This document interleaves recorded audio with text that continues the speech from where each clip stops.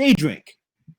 I don't want to be around cool ass people in the middle of the day, in the middle of the week, just like now, having good food and drink and talking about stuff that matters. And I wanted to monetize it. And when I couldn't think of anyone who would pay me to day drink professionally, I thought to myself, I know what I'll do. I'll launch a liquor brand. How hard can it be? Turns out it's actually pretty hard. But I had a recipe I was doing in my kitchen. I perfected a shelf stable recipe. That's hard to say. Shelf stable recipe in my kitchen. I wrote a business plan. I launched a micro distillery, and Sorel was born. And it just did gangbusters when it hit the market. It got great critical reviews, 95 points ultimate spirits competition, 5 stars Spirit Journal, Paul Packel, 5 stars Difford's Guide, Simon Difford. New York Times called it Christmas in a bottle. I literally could not make the stuff fast enough, and I was making every bottle myself. What I did not know, and what I could not have known at the time, is when I got my liquor license in 2012, I was the only black person in America with a license to make liquor. I was Tigger. I was the only one. So basically, that means every single time I walked into a restaurant or a bar, every time I sat with the sales team, every time I met with the distributor, every time I sat in a boardroom, people had never seen a black liquor brand owner. And this is the part of the talk where I ask people who's been to a zoo, because most people have seen, thanks to zoos in person, a lion, a tiger, or a bear. The first couple of years in the industry, no one had ever seen a black liquor on brand owner before. And they had more lived experience with wild animals than they did with me. They had no idea how to handle themselves in my presence. So I thought to myself, the best thing that I can do for myself and my industry is teach people how to be anti-racist. And when you get into anti-racism work, what you have to tell people is, listen, it's not enough that you're not personally racist. We appreciate that. But the system is racist. So unless you're actually actively anti-racist, you are passively contributing to a racist system. When I started to teach that, and I had this epiphany, I thought to myself, I'm telling people who don't think they're racist to be anti-racist. I don't think I'm sexist, but am I anti-sexist? And the answer was no. The answer was, like all other men in this country, I was raised in a culture of sexism. I was born into it, bred into it, and I had a lot of work to do to unlearn the sexism that I was raised with.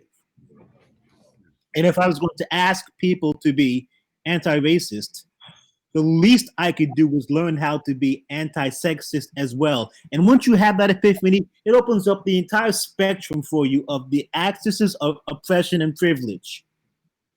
It's true that racism is a real thing, and there are ways that I'm oppressed, but I'm also a heterosexual, cis, able-bodied male. I've got tons of privilege. And most people in some way or another do. But it behooves all of us to figure out where you sit on the scale of on the axis of privilege and oppression, and figure out how you can help somebody who's differently oppressed than you. I thought that I would teach how to build a longer table. And I gave this seminar at all of the major cocktail festivals, at TILS, at PDX, at Bar Conv in Brooklyn, with the idea, build a longer table. If you are somebody who has, the best thing you can do is to extend your table to people who do not have. It's a great slogan, right? Build a longer table. It sounds great. Except it didn't actually do. I went out of my way to explain in detail the definitions of diversity and equity and inclusion. I went out of my way to make sure people knew who is in the room, who's trying to get into the room and isn't being heard. I made sure to differentiate between those things. I made sure to show people that hospitality or industry is a microcosm of society, in that marginalized people suffer disproportionately. I made it a point to show that the pay gap is still a real thing. I made it a point to show underrepresentation in management affects remuneration. Like, you don't have to be altruistic. You don't have to be a decent human being. You can just be somebody who likes money. You'll make more money if you were diversified. I came with facts. I came with statistics. I brought everything I had. And at the end result, the most I saw was something like this. Mm-hmm. Like, there was a table, and there was a black guy there. He was the only one, and he was sitting by himself. And it was probably as likely there was going to be a dog in a chef's hat at the table as the black guy. Like, I wanted to believe that with sound and fury, with these terrific allegories and these statistics, I was trying to make a difference. And at the end of the day, things weren't changing. And then this happened. COVID overturned all of the tables. And the first thing people asked was, well, now that the tables have been overturned, how do we get back to normal? How do we get back to where we were? And my thought was, why would I? Why would I help to reset a table that was designed to exclude somebody like myself? And I really want to make it a point that we say this. The tables where there weren't people like me, where there weren't women, where there weren't black people, where there weren't disabled people, where there weren't the queer community, that wasn't an accident. That was intentional. That wasn't a flaw. That was a feature. Why would I help reset that table? I've had a incredible learning experience of just how much Black people and people of color have contributed to the liquor industry and the liquor culture of this country. We now have proof that a Black man taught Jack Daniels how to make whiskey. We now have proof, this is a Dave Wondrich article, that Black bartenders basically started cocktail culture. We now have proof, again, this is another Dave Wondrich article, that Black bartenders pretty much started dive bar culture too. So if we started liquor and if we started bars, if we started cocktail bars, why are there so few of us who own any of those? Why are there so few brand owners that look like me? Why are there so few bar owners that look like me? And that's when I had the revelation. If you are a person who is waiting for a bus that has left the station, you're waiting for a bus that's never going to come. That being said, the question comes to us, I had a James Baldwin slogan stuck in my head, saying that slogan. James Baldwin said decades ago, your truth always hides your slogan. Build along the table is a great slogan. The truth is it didn't motivate anybody to change anything. So what we're going to talk about with three people who've done this exact thing is how you can stop waiting for a seat at the table and build your own table. Stop waiting to be included. This is time to include yourself. We want to introduce our esteemed presenters. Thank you so much for being here. Yannick Benjamin, Lynnette Marrero, Sam Rivers. I want you to take a minute and tell everyone what you're doing because you're all dope. Lynnette, tell folks. I can't give you all the props that you deserve. Please tell folks who you are and what you do for those who don't know. Hi. You don't know who the hell you are. My name is Lynnette Marrero, she, her. I am one of the co-founders of SpeedRack, and we started 10 years ago this platform at a time when the only way people could imagine a bartender was with a mustache, arm garters, and suspenders. So all the things that may be quite uncomfortable for self-identifying women to wear in a bar setting, and we didn't match. And there were lots of women out in the bar industry getting into the craft world who were doing amazing work.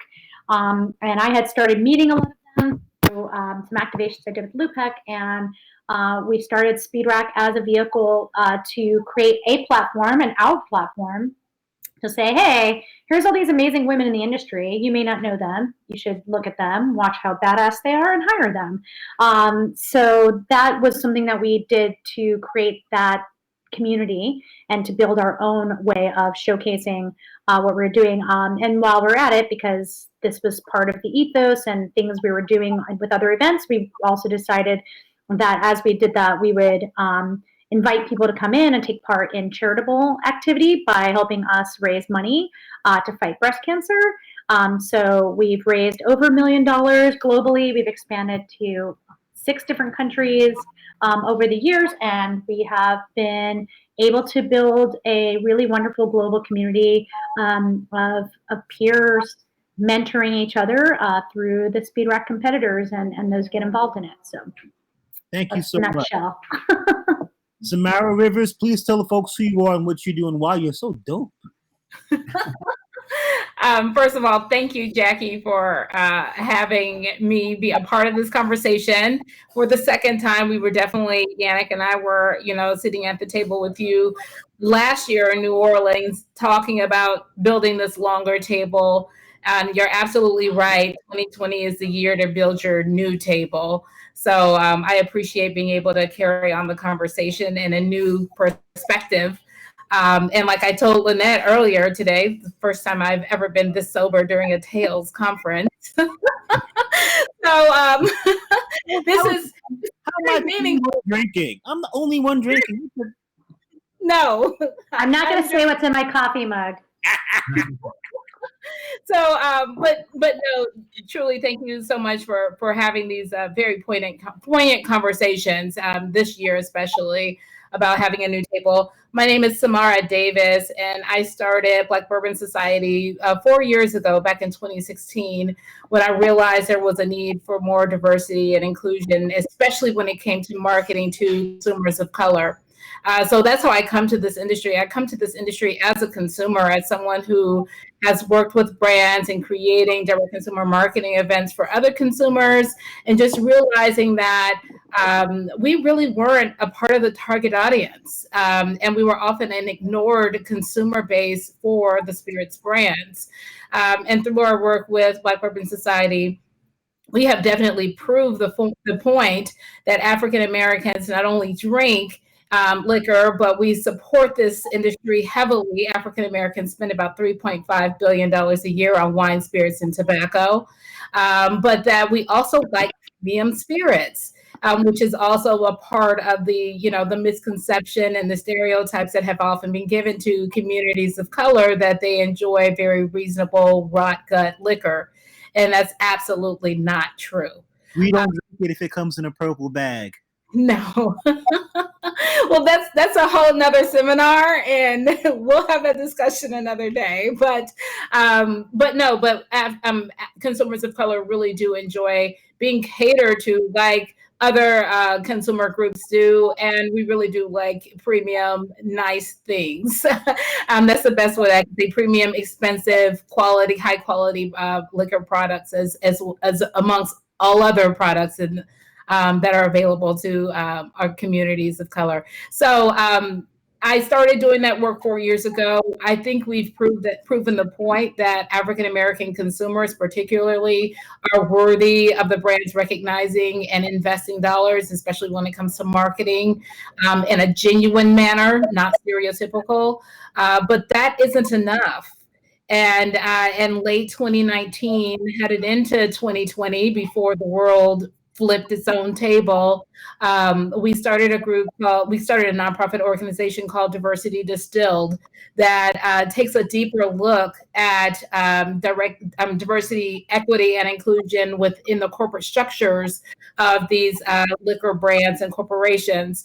And the reason why we did that is because we found ourselves doing a lot of peripheral work. We were working on the outer layers of, or the outer edges of this cell, so to speak.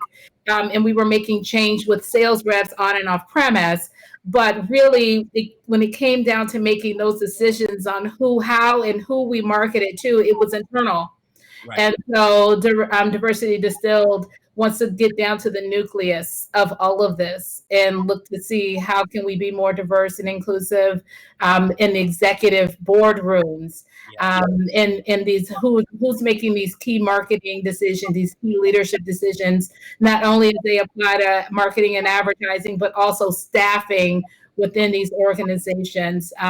They need to be more reflective of the consumer base, and that's what Diversity Distilled is now all about, and definitely charged to do in 2020. Thank you so much, Samara. Yannick is one of my best friends in the world. He's one of the best human beings I know. Yannick, tell people why you're so wonderful. Besides looking. Yeah. Well, first off, Jackie, thank you for all the work that you do. Thank you for including me. You know, one of the greatest parts of my mornings is waking up and following you on Facebook and reading what you just posted, because they're so thought-provoking. They give me a lot to think about, and I've actually put them on to a lot of my friends, and they're very important. I look forward to your posts, so thank you for doing that.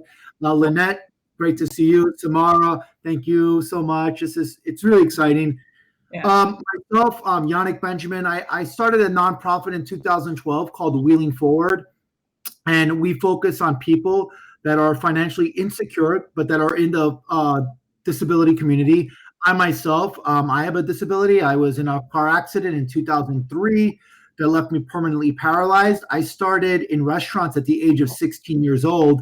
My parents are both French immigrants, so I just kind of followed in their footsteps. And I was able-bodied. So I was able-bodied up until the age of 25 years old when I had my car accident. And so that really changed my outlook on everything, as you can only imagine.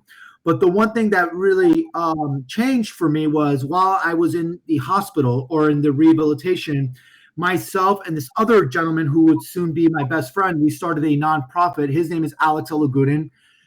We realized that the other individuals that were on the same floor with us were not going back home because they did not have the same financial resources to go back. They didn't have the financial resources to get a ramp because maybe they lived in a house that had 4 or 5 steps, or they didn't have the financial resources to make simple home modifications, and they all went back to nursing homes.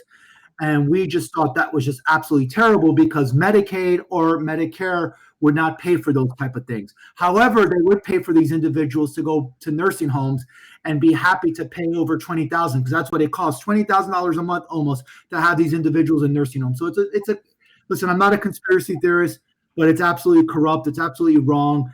And so we started this grassroots organization so we can help these individuals. And that's what we do. And my background is in restaurants. It still is in restaurants. I was going to open up a restaurant sometime in May. It's still going to happen, but it's called Contento. And the restaurant is themed. It's barrier free. It's open to everybody. And we're counting on people with disabilities to come in there because we know they have disposable income, that they want to spend money. And going back to what Samara was saying, people are not going to go to a place where they're not welcomed or they feel comfortable. And so we are trying to create an environment where we recognize this community, which is underserved, people with disabilities they can come to, where they can roll up to the bar and it's, it's up to their level, and they can have a cocktail and they can enjoy themselves. And hopefully, one day this will pass, this whole coronavirus, but when it does, we will be ready to be open. It's pretty much done construction, and that's it. That's where we're at right now. God's ears. So we kind of already covered this, but let's just get this clear. What drove you to create your own tables? What drove you to create your own platforms? Anybody?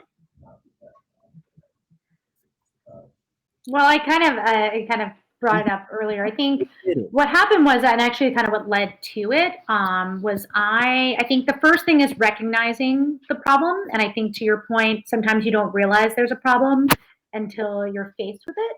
And so when I was fortunate enough to come up in the craft cocktail world when it was still a very, you were basically giving up a lot of money working in clubs to work harder and longer hours in a much more grueling job and make less money. Yep. But there was a point of wanting to, getting involved and investing in it was investing in your craft and your career. So there was a point at that point, I felt like there was a lot more equal opportunity because you were being asked to give up stuff to get into it, right? So it wasn't just being handed to you. So I think at that point, Julie at Flatiron had a very, mixed gender staff, Sasha Petrosky too. Like it didn't matter, people were servers, bartenders, didn't matter. There was no like you're typecast for something. Right. So we're all working around. But what I didn't realize at that point was that my entire peer group, predominantly was men. There were some women who were around the scene, obviously Julie and Audrey and a lot of the mentors, but in my peer group, there weren't as many women. Right. So I was in my circles visiting my friends at the bars until I took a brand job. And, when you start a brand job, they give you this giant account list of where these products are. And lo and behold, like half the bars in there I hadn't been going to because it wasn't where my friends were working. And that's just part of it. So I was forced by nature of the role to have to push myself to go to more places to see a broader intersection of our industry. What are these other bars and places and that are bringing in, premium craft products and what's going on there? And that's when, I started meeting all of these other women who were more in my peer group, who were out there, who were working diligently, creating, the story I always tell is I went to Louis 649, which is now where Mace is, and it was, really cute bar in the East Village. And I went in one night and this woman was behind the bar and she was actually working on her Tales of the Cocktail entry to be the official cocktail of Tales. And I was tasting it. I'm like, this is really good. Wow, she's really talented. And that ended up being Erin Reese, who's now the head bartender of Banza Bar and, Yes. Was a head bartender in Death and Company. And she really ended up, ultimately breaking through barriers and getting these incredible positions. But I realized that I wasn't seeing it. So how do I expect other people to see it? Right. So now there is, okay, so how do I now reach out to this community, bring them with me? So I started inspired by meeting the Lupec ladies, Misty Calcofin and Kitty Amon in New Orleans, actually at Tales. They were doing events in Boston that were bringing, feminists who worked in hospitality together, doing bartending events that would raise money for local charities. I think they did a gala that raised something like $30,000 for a local battered women's shelter. And so I was like, well, okay, so one, I could throw events and I could start having women take over these bars that were predominantly filled with men, and we could do something for women in our community. We did things like for Dress for Success and all these things we felt like we wanted to give back, but we're all working bartenders, and what can we do? We can get people to give us booze and we can shake drinks and we can sell them and donate. So that's what we did. And that was building this new camaraderie amongst, and this was in New York, I was starting this, building creating opportunities for each other to talk to each other. And then that led to, hey, I know someone who's hiring, and and that's how it starts, right? So opportunities get opened up by us communicating, understanding that there are spaces that need to be diversified, and then bringing people along with you in that. And so that's how we kind of started, and that built into Speed Rack, which ended up being the competition format really helped, because I think we talked about a lot of ways. I think someone wrote in here earlier, like the tokenism question, right? So when, at that point, if you were the woman in the cocktail competition, there's all this undue pressure on you to be representing all of womanhood in this cocktail competition. Right. And if you lose or don't place, Miss Frankie actually was cleaning up a lot in those competitions. It was really great to see, but because you saw, but that was the thing. You represented so much more than just yourself. So when you took that out of the equation, everyone just got to be individuals in those competitions. So it was kind of an interesting place to see something grow. And then obviously it became less and less always about the competition and more about opportunities and access and showing, people that there was a great amount of talent out there, and that if you don't seek other places to recruit and hire, you're going to always have the same thing. Sam, what drove you to create your own table? I just didn't see it. I didn't see one to sit at. I thought about this earlier today. My first tales, I was actually seated at a table with you. Yep.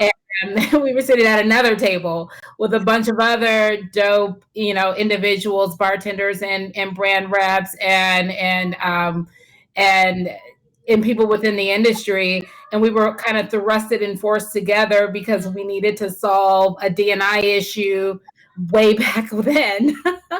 And, that table ended up being, a bust because it didn't have pure intention behind sitting at that table, but the people at that table were so dynamic. And you really had the best and the brightest of this industry who all really were passionate about making a difference, about having more diversity and inclusion within the spirits industry.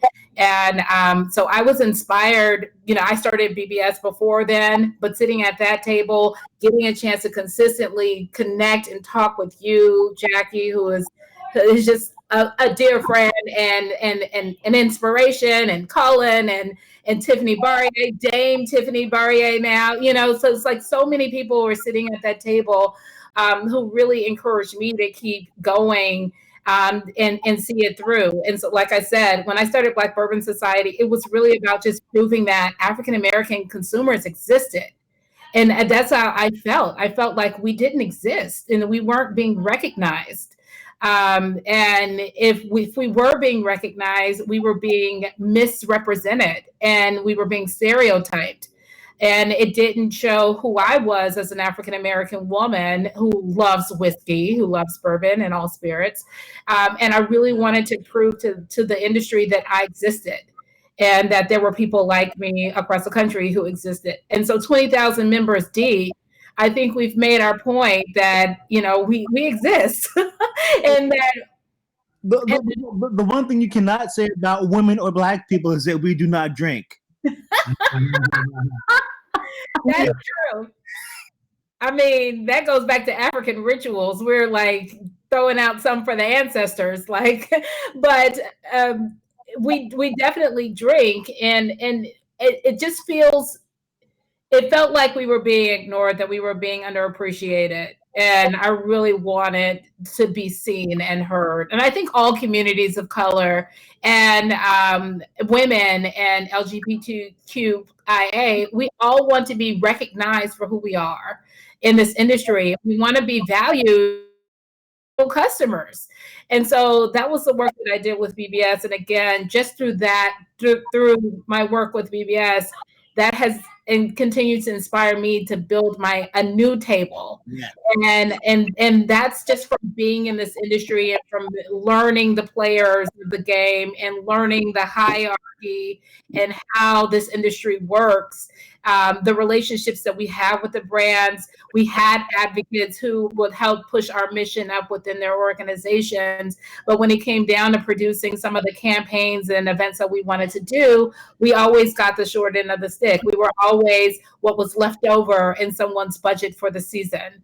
Right. Or we were just a box that someone needed to check off in order to fulfill their requirements for their, for who they touch during that quarter or their season. And that wasn't good enough for me. Really what it needed to be is, especially the way that consumers needed to be approached, it needed to be an internal directive, definitely given up from the top.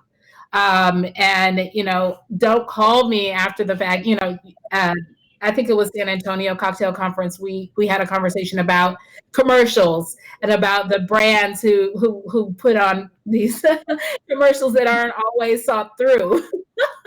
And that's because there's no diversity sitting at the table. And, there needs to be diversity in key positions of leadership. There needs to be diversity, women, African American, Latino, LGBTQIA. There needs to be all a part of the leadership of this organization. It needs to infiltrate from the top down. And so that's where Diversity Distilled, again, really wants to build a new table. And we really want to charge the entire industry to sit at that table with us. And so we can really help solve this. This is not one particular brand's issue. This is an industry-wide issue. Like Lynnette said, I remember when I was going to my first tails, I knew who was going to tails by the amount of tattoos on their arms. They had from here to here, handlebar mustaches, and like this little slick, like you could tell, like that is the stereotype of a brand ambassador in this industry 4 or 5 years ago. And so that needed to change. Like it just can't all be homogenous, and it can't be all white male. And so I see changes being made, but we definitely want to push for more. Here's to a table 20,000 deep. Here's to that. I'm embarrassed. I put my members know me, but like I refuse to have red Solo cups. But here's my Coca-Cola in my Solo cup. Okay, Yannick, what made you decide it was time to build your own table? Well, I think, when I first got injured and I realized that I simply did not have the same anxieties as everybody else did on that floor, that I knew that I was going to go back to a home where I had some financial resources to make those home modifications. The others that I remained friends with, when their anxieties were like going to a nursing home, and that was just absolutely awful. If you look at sort of like we talk about tokenism, if you look at like the face of people with disabilities, oftentimes people that succeed, and whatever that means, succeed, where they're financially independent, they tend to come from very good families, or they have the financial resources to be able to overcome. Because the reality of it all is that having a disability can be quite expensive. And so it's expensive to be poor. Yes, it really, no, and you're absolutely right. And listen, I have to tell you the truth, like even though the one thing that I also learned was prior to my accident, I never really faced any true biases, right? I was a 6'2" white guy, and I did have privilege, I'm sure a lot of times I got hired based on that I met the criteria for, because I worked mostly in fine dining and my background was French. Well, you're going to get hired. Oh yeah, you've got the hair, you've got the height, you've got the look, you're going to get hired, That's perfect, right? Whereas now, after my car accident, now I'm, 5'2", 5'3", and now automatically I have a label. Right. How can he possibly do this? And how are customers going to react to someone that has a disability, right? And so that's when Wheeling Forward really took off because of that, because these discriminations that we face in the disability, the fact that people have already decided to make a judgment upon us without even hearing what we have to say or what we have to bring to the table is what really infuriated me. And so that's why Wheeling Forward exists. Also, there's this really unhealthy obsession in our community where it's all about the cure for paralysis, the cure for this. And it's like, and there's tons of money that's being spent. And it's like, what about now? What are we doing with all that money? What about helping the present moment and getting people out there, part of society? And so that's really our theme, and that's really our agenda, and that's our objective at Wheeling Forward. Let's talk about obstacles, because we're telling people to build their own tables, but that doesn't mean it's easy. What were some of the obstacles that you had to overcome as you built your own platforms? Anybody? I mean, what isn't an obstacle when you're trying to start an initiative? Yep. I mean, luckily, I think, especially when starting SpeedRack, a lot of those relationships I made and kept were now brand ambassadors. And so a lot of those white guys that I was depending on, I was like, hey, now you need to give me money and we're going to throw this event. So you're going to pay it forward right now. And I was very lucky to have people who trusted me and knew that, because I had been doing those events. So nothing as big as what even the first SpeedRack was, but they trusted that whatever I was going to do, I was going to take that money and turn it into something that they could report back to their bosses with their KPIs and not be like, oh, I don't know what I spent that money on. So I was very fortunate to have a reputation. So that was a privilege at that point of starting something. Um, and, the obstacles became, though, when you start something, if it takes off, it starts rolling. And you may not have thought about all of the other things down the line. You start driving the car and you're like, oh, but I forgot to pack everything else I need for this road trip. So there was a lot of learning. I had never ever thought I would be producing, that first year we did 11 events. Never thought I'd be doing production of that many events, how to recruit, how to get, all of that stuff is there. How to get people to just keep believing in you. And that kept happening over and over again every time. We'd have it figured out in the US and then we'd go to a new country.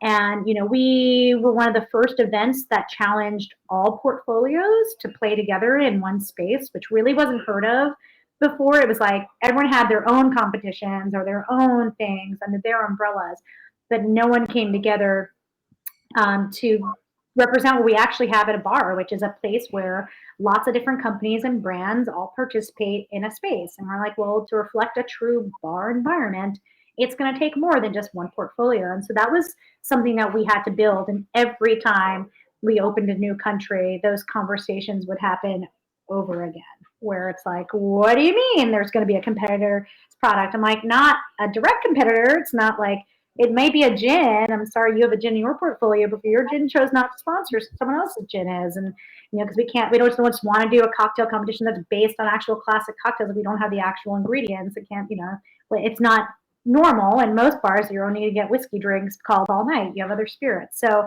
that was always a challenge and a change. And then I think as years have progressed, the internal challenge for us has been, and in the last few years, this is what we've been tackling, is how to keep extending the table of what Speed Rack can do, right? So the next part is how do we, keep. How do you grow? How do we grow? How do we also grow who's competing and who the opportunities are being given to? How do we recruit a more diverse group of bartenders to come up through craft bartending, which is still an issue we're trying to figure out. And that's, and I can see it from when I was, entering. It was like, there's, I look at the work that, Causing a Stir has done, which I think is amazing, because it's like, it's showing a whole group of people who have been doing this job and who have personalities who are amazing and incredible, but just don't know that there's something else. And whether they want to come into that world or they're happy where they are, but that opportunity should be an opportunity for everyone who wants to be in this hospitality. So I think that's been the biggest growth. So we've really worked with thinking, okay, well, how do we change that landscape? That's one. How do we get the word out about competitions? And I've had great calls, with saying, when we are active, that a part of that was to bring more volunteers. So, we had last year in Chicago, Ariel Neal was like, I'm going to do your green room. And because she always volunteered every year. It's her favorite holiday. Speed Rack holiday, and she would always get for us the hair, the makeup, but she then recruited the green room and she brought more volunteers. And she's like, I think the way more people get exposed to it and maybe want to compete is if they just get surrounded by the event first. And so that, I was like, awesome, that's one pathway. Another way we really thought about was, we have to look deeper and go deeper on who our culinary experts are and the industry experts judging, because, if we want a more diverse group of individuals to join, they have to see where they can go. So we were, that takes more work and more time, right? It's very easy to look at the list and be like, oh, who's famous in a city for like food and culinary and whatever. And that's really easy to do. It's a lot harder to go in and look deep and to find the right, because you also want to you find the right people who really want to do it. And it's actually the last couple of years, I think some of my favorite Speed Rack, performances, because I think because there were so many vibrant personalities and people from different places, and the way then judges would think about the cocktails, especially when we'd have someone who was like in hospitality, but not directly in craft drinks. Like we had this awesome guy who runs this amazing coffee shop in Portland, and he signed up to do it. He's like, just so you know, I'm not a big drinker, but I do like these kinds of things. I'm like, you're perfect, because you're going to challenge them in deeper ways to make you these drinks. And it was really fun. And that was just some of the things that we had to do. But, you know, every single day it's about changing that, and not just sitting and you know, setting it and forgetting it. And now obviously the big hurdle is going to be, how do we you know, conform to a digital platform? How do we keep building our what we can do for, you know, our community of women that we are very fortunate to have in our lives? That's the next step, and that's really going to be a big challenge this year, especially when we're all trying to, in a pandemic, make sure that we're okay and our individual bars and all of our other things are okay as well. So that's been the biggest hurdle, I think, this year. Sam, what about you? What are the obstacles you had to overcome, and how did you grow the platform? The platform grew organically. You know, we started producing events in Oakland, and from the very beginning, how, you know, BBS got started, I was actually doing some work with an agency that, you know, works for a brand, and we produced some events, you know, and from those conversations, I said, hey, sponsor me to do an event. I'll show you what Black people look like in the Bay. And so right off the bat, we had our first event in Oakland, and we had 2 events, and they were sold out within a day. We just kept packing the place out. And we eventually, a couple months later, we went to Atlanta and did the same thing, sold out that event as well. And then from there, we decided, from a management perspective, for me, I was managing like an Oakland group and an Atlanta group. And so the best way to do that without having to double task myself was to throw everyone in a private Facebook group.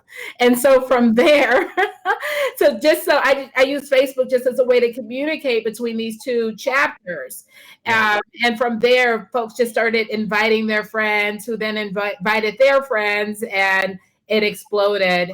But when it came down to really working with other brands outside of the one that, you know, we started a Black Bourbon Society with, I sacrificed a lot. I joined my USBG chapter. I started going to events. I started harassing the brand ambassadors. Poor Megan Breyer was like, from Maker's Mark, was like, she was new to the area at the time. And I quickly made her my bestie and was just like, hey, we've got these Black people who want to drink. Let's do something. So, but it started from that, and then just really taking some risks, going to Tales, going to the New Orleans Bourbon Festival, and just really making sure people knew what my mission was and what the goal was. And we never really received any pushback. Like, no one ever said, we don't want to work with Black people. The thing that I may have gotten was, I didn't know Black people drank our brand. And so then it was like, yes, we do. Let me show you. Let me introduce you to this. And once we did, their eyes were so wide open by the connections they were making, the questions that were happening over the tasting tables, and just the camaraderie happening in the room. What I realized is that we were inviting the brands into Black spaces that they had never been in. And for them, it was just like, wow, okay, we do need to partner. We do need to do more. And so that has been kind of like the way things have gone. There always is challenges. Like I said, people always want to work with us, but they never have any money. And so, you know, again, that has always been a challenge for us, is yes, they do have money, right? They have the money. I know they have the money, but it took us a while to prove to them how much money it took to really connect with consumers of color. And we still face that issue today, you know, and, you know, especially now in 2020, the world has shifted, budgets have shifted drastically. Again, just like Lynnette, how we connect with consumers and how we market to consumers is all digital and virtual now. And we still face a lot of issues with sponsorship, because the way the system was set up was on-premise or off-premise events. They were in person. Right. And so the brands are having a kind of a hard time adjusting to how do you financially support virtual and digital programming. that's a challenge that I'm faced with today. And I kind of had to just switch my model because I am also used to doing in-person events and planning. You know, I have an event planner background, so I was used to producing these events as well. And that's how we built our pay structure, working with the brands off of and ticket sales and all of that.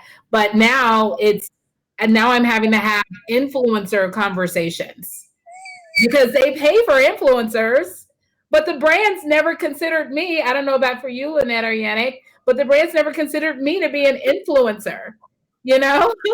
So it's like, wait a minute, we've got 20,000 people and another 18,000 on Instagram and another like 5,000 in my personal, like we're actually influencers. And so you need to pay us as digital marketing, your influencers that continue to produce content and online events as you would, you know, with your influencing campaigns.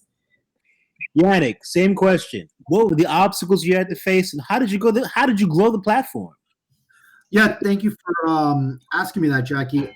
For me, I think the hardest part as a small grassroots nonprofit is trying to create that donor base. I mean, here in the United States, it is so competitive with charities. There's so many 501c3s, and it's all about who's the sexiest, who knows this, who knows that. And so that in itself is very, very challenging, I find.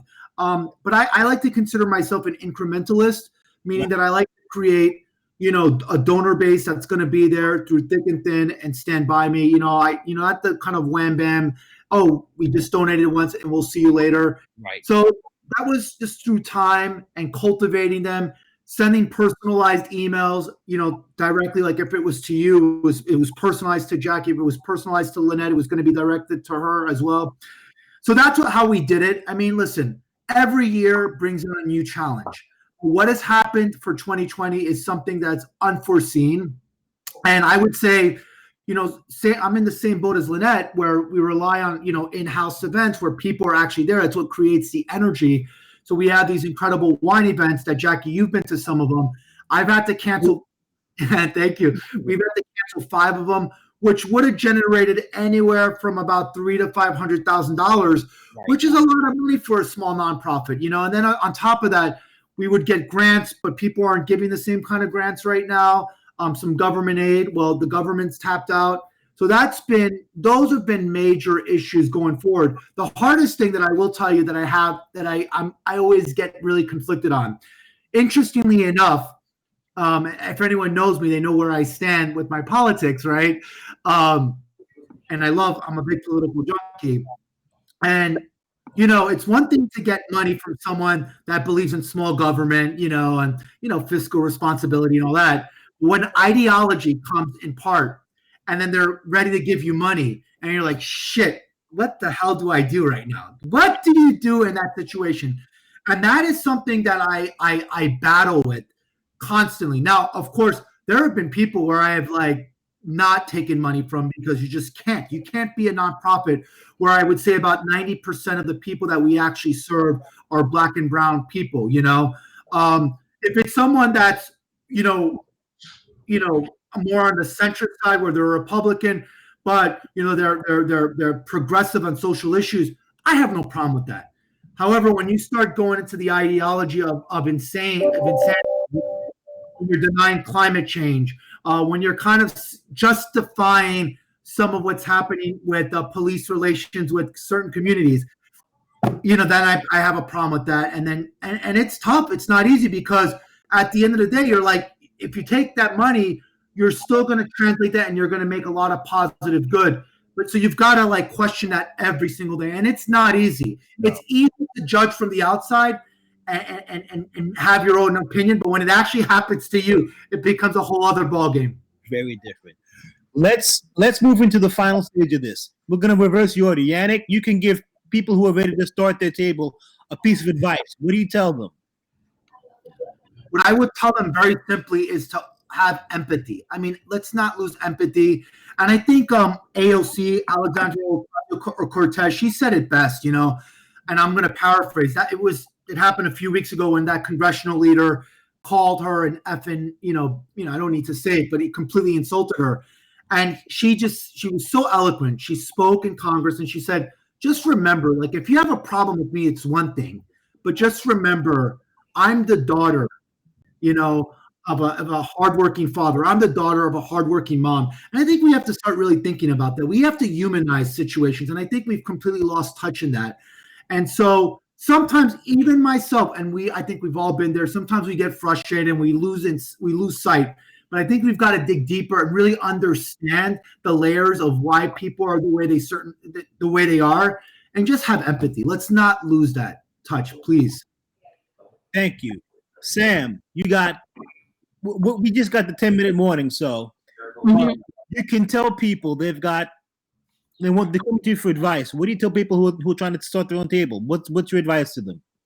Start it. Find your domain.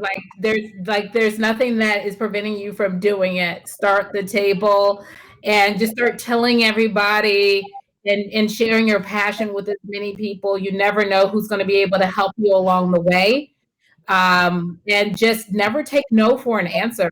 Be passionate and find until you get the solution, until you solve the issue you want to solve, and then reassess and find another issue to tackle.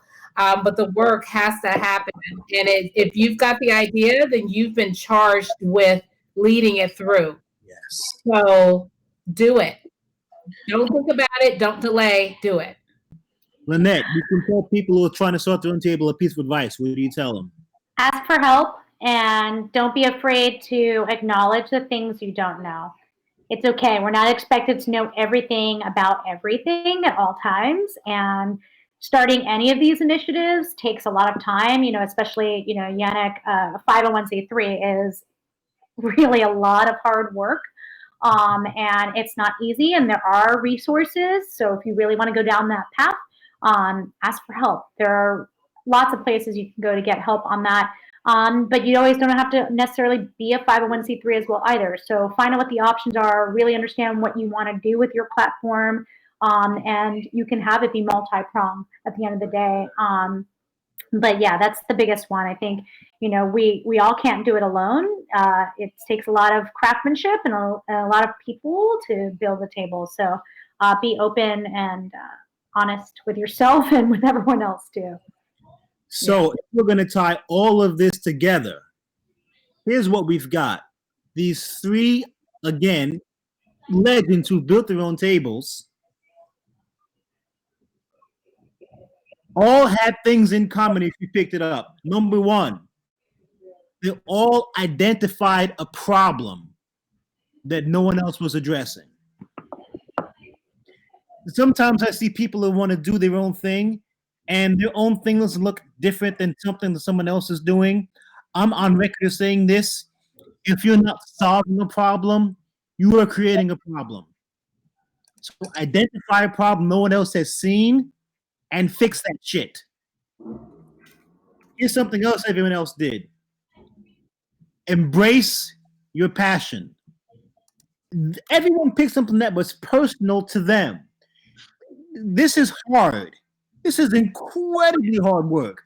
So if you don't really care about what you're doing, don't do it. Because on the days when you do not feel like getting out of bed, on the days when the obstacles are too much, on the days when everything feels like it's against you, if you don't care with all of your heart and soul about what you're doing, you won't do it. Embrace your passion. So solve the problem, yes, but figure out what it is you actually care about and do that thing. Here's something else everyone else did. Everyone focused on community. Nobody focused on themselves. Everyone thought, how can other people benefit from my big idea and my passion? Not one of these people built a table for themselves. They all built a table for other people to sit at. So if you really want to build a table and you want to be successful, don't build a table for one. Build a table that serves your community, and then everybody will come and sit there. Utilize your resources. This is something Yannick always says to me, and I never forget this. Yannick always says, start where you are, do what you can with what you have. Most people starting from nothing, but here's something else that everyone else did. Every one of these people started where they were And they built based on their existing reputations, their existing work, their existing connections. Like, you don't have to start from zero, but take where you are, take who you know, take what you can do, and build on that. This is really important for me, and something I think doesn't get said enough. You need two things if you're going to be successful, and I learned this many, many years ago: OPM and OPE. Other people's experience and other people's money. The single most useful skill that you can develop as an entrepreneur is how to convince other people that they should commit their time, their energy, their resources, their connections, their money to your big idea. If you can figure out, if you can be passionate enough, if you can be clear enough to convince other people to care about what you care about with the same depth of compassion you feel about it, you will succeed. And I cannot say this enough: be unreasonable. None of these tables existed before these people created them. None of them. There's reason to believe this would have worked. There wasn't a precedent for this. All of these people are incredibly unreasonable. Unreasonable people do not change the world. Whatever your idea is, believe in it, even if nobody else does, and you can change the world. And as you change the world, think about the kind of table you want to create. Do you want to create a table that's designed for everybody to be welcome? Because we have that chance right now. We have a chance to create a table where women are welcome, where people of color are welcome, where the queer community is welcome, where the disabled are welcome. We have a chance right now to create tables that solve problems that have been around that people didn't address because they just didn't care enough about us. Now is a better time than ever. All the tables are overturned. Figure out what the problem is. Figure out what your resources are. Figure out who's going to lend you a hammer. Figure out who's going to lend you some wood. Figure out who's got some experience with carpentry. Figure out who can write a schematic. Find your resources, find your cause, build your own table. We've got a minute left to answer any questions. Does anyone have questions? Does anyone have anything they want to do this before we wrap it up? Sam, you never thought yourself was unreasonable? Come on.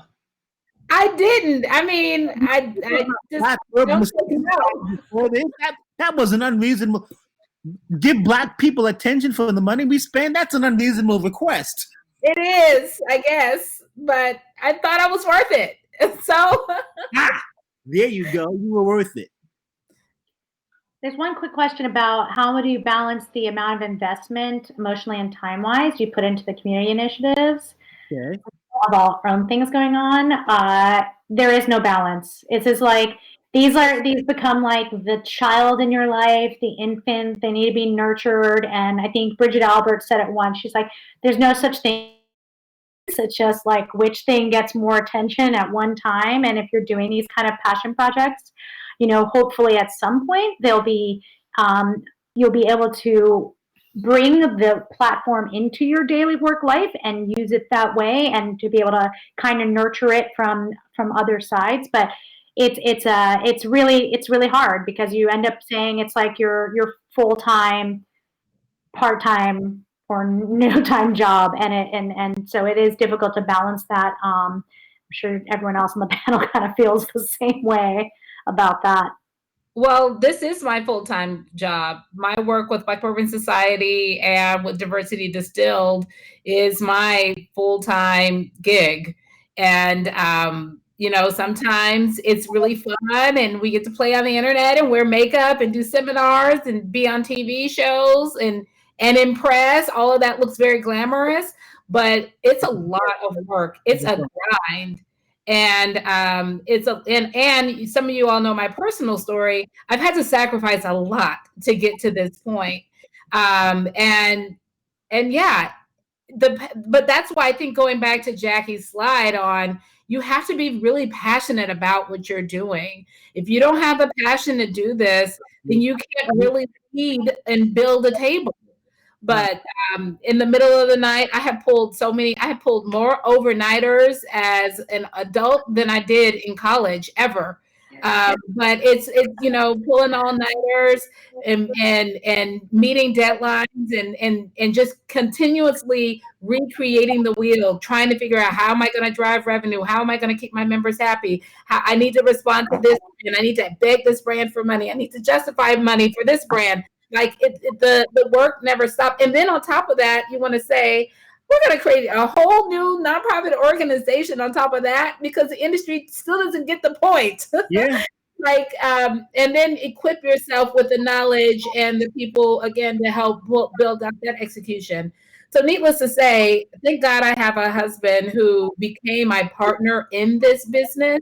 Like, he gets it, and he and I are both tackling this from both ends of the stick. Like, we're both out getting it done. And our kids, God bless them, we throw them on the internet for school every day, and it's right back into the grind for PBS. But this is my daily life. That's how dedicated I am to this industry. As a consumer, I've dedicated my career to see it change. And we're going to be in it until we absolutely have diverse CEOs, diverse leaders for these brands, diverse master distillers. We need to see diversity on all levels, not just at the base, but it really needs to change. And if it changes within these organizations, then it changes within how the consumers feel appreciated and are connected to the brands too. Yannick? Very simply, I would just say, recognize your own privilege. We're all very fortunate. We're all really blessed, and be sure to share your resources to those that have less than us. And that's what I've always tried to do. I'm certainly not perfect, and I fall short of it sometimes, definitely. But if that's what I can do, whatever I can share to someone else to better them, that's my mission in life. That's my objective. I've been so lucky. I've been so blessed to have been given so much. I certainly don't want to be. I want to leave that door open right behind me. I don't want to be the last one walking through that door, or rolling through that door, whatever you want to call it. I'll tell you something. We have another chance to visit because COVID. But like, when I moved into this place, I made sure all of the spaces are 36 inches wide. Yeah. So when you come visit, it won't be an issue. I can't wait. That stuff all of us can do. Like, all of us can think, how can I use what I have to benefit someone who's differently disadvantaged than myself? All of us can do that. I want to say thank you to y'all are amazing. I'm so glad y'all are my friends. Amazing. Thank you. Every day that I get to help make the world a better place with y'all is a day that is worth waking up. I love you all. We love you. Thanks, Jackie. Thank you, Jackie. We're going to wrap this up. I think we're done. Listen, again, do not try to find a seat at a table where you are unwelcome. Don't try to find a place at this table that is overturned, that was never meant for you. If there was ever a time, it's right now. Figure out what your passion is. Figure out what your resources are. Figure out who your allies are. Figure out how you can help your community. And go build your own goddamn tables. We out. And vote. Go vote. Yeah. Please. Go